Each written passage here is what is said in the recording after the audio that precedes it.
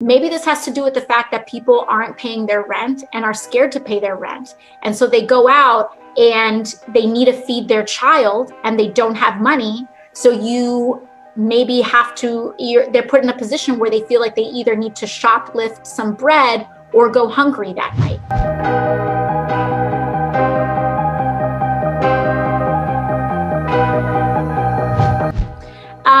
Maybe it's the fact that unemployment provisions have not been given to everyone. Maybe it's because of the fact that some people still haven't gotten their stimulus checks yet, or that people have been carved out of stimulus checks yet. We are at a time in this pandemic of unprecedented economic desperation. I will bet the farm that has way more to do with any uptick in crime than the New York City Police Department's budget. Because all those billions of dollars somehow have not prevented the uptick in crime that we're seeing right now. And the definition of insanity is choosing to do the same thing over and over and over again, expecting different results. That's right. So you want to put more money and crime is ticking up, more money and crime is ticking up, more money and crime is ticking up. Why do you expect a different result? Maybe if we rewind, zoom out, and give people repeated stimulus checks so that they feel like they can stay in their homes, maybe we'll see a mitigation of crime. Maybe if we actually funded schools and instead of having 10 cops pat kids down on their way to class, maybe if they had 10 social workers or counselors or nurses saying, how are things going at home? 1 in 6 children in the New York City public school system is homeless. 1 in 6 kids. How about we care about giving those kids a stable place to live so that they don't feel, that they have to go out? What if we actually funded the summer youth employment program so that teenagers aren't hanging out with nothing to do being teenagers? That is how you bring down crime, not putting 10 more tanks on the damn street. That's not how you do that. And by the way, one more thing, it takes people who hold a curling iron in a hair salon have to go through more hours of training than a police officer does to wield a deadly weapon. That's right. If we have given the New York City Police Department $6 billion. If they are choosing not to spend that money on education and training. They are choosing to not make those choices. And so at this point, if you think more money is going to solve this problem, I'm sorry, I have a deep disagreement and I have come to a very different conclusion. And I am of the belief that crime is a symptom of a diseased society that neglects its most marginalized people. And we do not solve that problem with police. Policing can be a Band-Aid, or it makes some people feel like it's a Band-Aid, but it is not the solution to crime. We're not going to get the justice that we need with a Republican-controlled Senate. It ain't going to happen.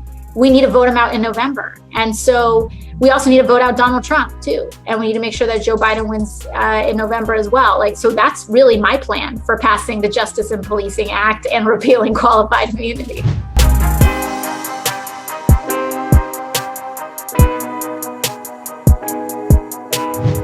And right now we are at a precipice. If we think that things are getting hot right now in New York City in terms of crime, the $600 pandemic unemployment assistance is set to expire in about 2 weeks. And that is a ticking time bomb. We already have not done enough. We needed to have had multiple stimulus payments by this point. And there was just one that went out once. And so people are already in a desperate situation.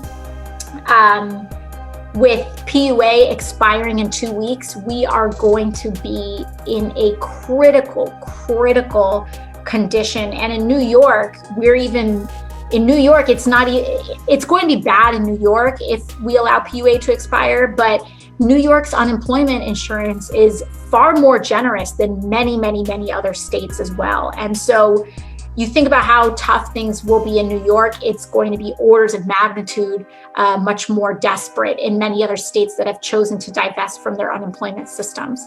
So what are we going to do?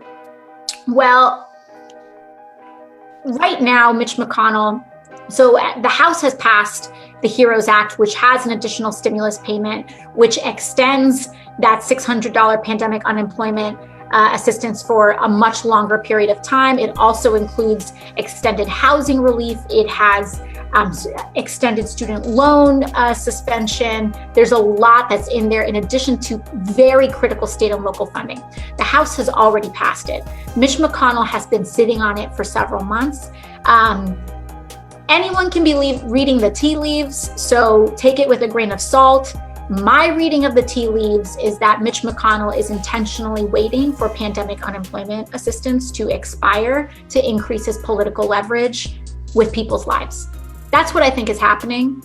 And in my conversations with some of our counterparts in the Senate, both from New York and in other states, Mitch McConnell has given no indication about his timeline about this. And this is a disaster waiting to happen, which is why I think it's my belief that if the federal government, and frankly, if Mitch McConnell and Donald Trump decide to starve the American people in the middle of a pandemic, I believe that the state has a responsibility to act. I believe that we should be raising taxes on billionaires in the state of New York in order to raise the crucial funds needed to provide the relief that is necessary. We need to pursue an agenda of rent cancellation, both on the federal level and mortgage relief. You know, we went through this whole thing because we have a lot of mom and pop landlords in our district as well. This is not meant to balance this pandemic on their back.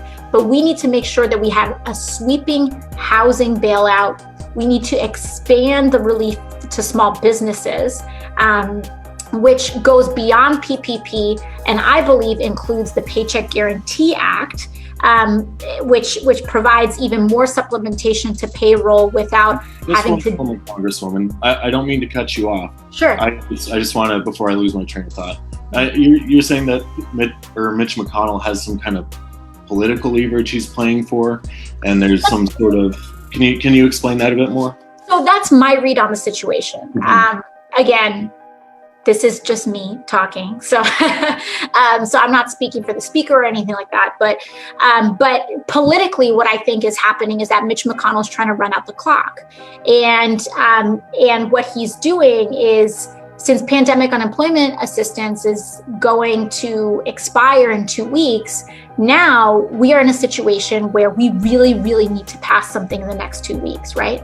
So we may be positioned, and he may be trying to position Democrats to swallow a poison pill of some kind that he wants to get passed. And so that's my read on the situation.